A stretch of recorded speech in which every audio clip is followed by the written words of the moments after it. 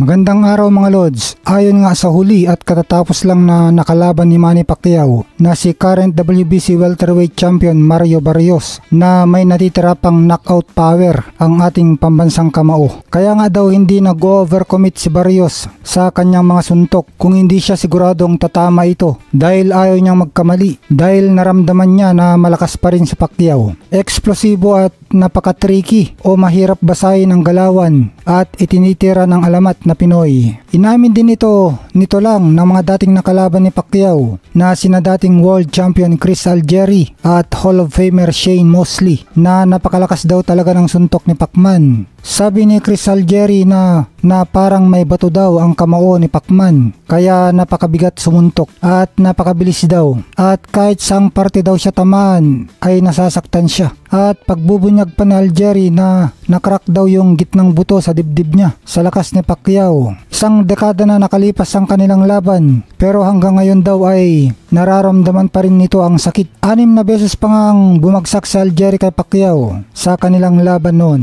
Ito naman si Shane Mosley, marami na daw siyang naka-sparring ng mga light heavyweight at heavyweight fighter pero nakakayanan niya mga suntok ng mga ito. Si Canelo Alvarez nga daw ay nakalaban rin niya pero nakayanan din niyang tanggapin ang pinakamalalakas na suntok nitong sa Canelo. Pero pagdating daw kay Manny Pacquiao ay isang solidong kaliwa lang daw ang tumama sa kanya ay tumba na siya agad at talagang nahilo daw siya ng gusto. Si Canelo ay lumalaban pa sa higit 3 division na taas kaysa kay Pacquiao. Pero sinabi ni Shane Mosley na mas malakas sumuntok si Manny Pacquiao kaysa kay Canelo Alvarez. Kaya pala kahit nakaplano na ang mga kalaban ni Pacquiao na i-knockout siya at marami ang nagsabing gayahin nilang ginawa ni Juan Manuel Marquez na patulugin si Pacquiao. Isa na nga rin sa nagplano ay itong si Mario Barrios. Pinangalandakan nga niya ito bago ang laban. At ito rin si Ryan Garcia na ngayon naghamon kay Manny Pacquiao ay sinasabi rin na gagayahin din niya ang one punch knockout ni Marquez. Pero itong mga nakalaban ni Manny Pacquiao pagdating sa laban biglang nagiging maingat na lang dahil nga nasasaktan sila sa lakas ng kamao ni Pacquiao at hindi na magawa sa aktwal ang kanilang plano. Si Juan Manuel Marquez nga ay kahit 50 million daw ang ibabayad sa kanya ay hindi na niya lalabanan si Pacquiao. Maski pa sa exhibition lang daw dahil alam daw niya na papatayin siya ni Pacquiao at wala siyang magagawa kundi makipagpatayan din. Kaya takot na rin tong si Marquez na makalaban muli ang ating pambansang kamao.